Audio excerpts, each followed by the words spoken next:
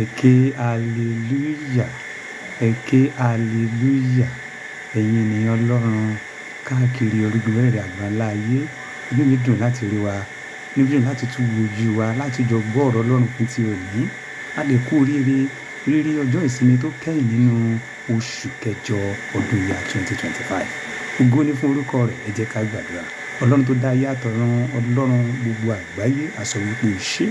A dúpẹ́ fún gbogbo, a sọ wípé o ṣé o. Ọlọ́run àgbáyé gba ọpẹ́ wa.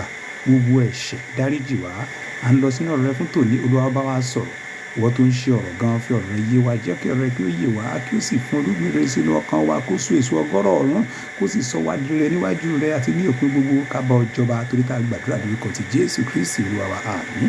Ẹ̀yin ni Ọlọ́run ní ìtẹ̀síwájú ẹ̀kọ́ ọ̀rọ̀ Ọlọ́run tá à ń bá bọ̀ nípa ìwàásù Jésù Kristi Olùgbàlà ní orí òkè.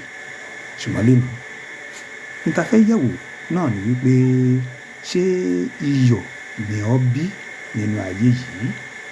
Iyọ̀ ayé, ṣé iyọ̀ ni ọ́? Dádì mi àti mọ́mì mi, ṣé iyọ̀ ni yín? Ẹ̀gbọ́n mi àti àwọn àbúrò mi, ṣé iyọ̀ ni yín? Ọ̀rẹ́ mi àti gbogbo ènìyàn mi gbogbo, ṣé iyọ̀ ló jẹ́? Olúkálùkù mọ́ra rẹ̀. Ìjà sáré wo ìwé ìrètí Mátíù orí ìkarùn-ún ẹsẹ̀ ìkẹtàlá.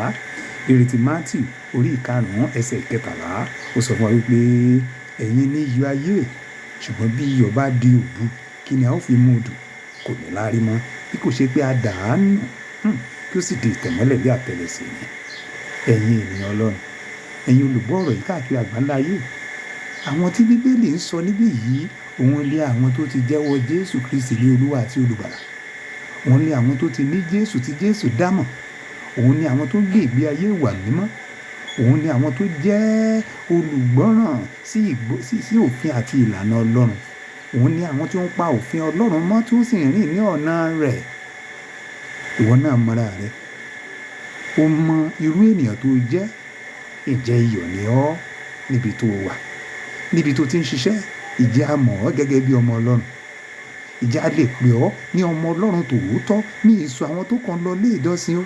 Ní ìsọ àwọn tó kàn lọ tó kàn jẹ́ olùjọ́sìn ṣáá, àbáwọn tó kàn pera wọn ní ọmọ lẹ́yìn Kristi ṣáá. Rárá, a sọ̀rọ̀ nípa àwọn tó ti ní Jésù tó yẹ wípé ọ̀run dámọ̀. Àwọn gan mọ̀ wípé Ọlọ́run mọ̀ wọ́n. Àkókò nìyí láti ronú pìwàdà ẹ̀ṣẹ̀ wa ní tòótọ́, láti sádi Jésù ká lè jẹ́ iyọ̀ ayé. Torí pé gbogbo ẹni tó bá jẹ́ iyọ̀ ayé, ó jẹ́ ènìyàn rere ní ibikíbi tí ó bá bára rẹ̀.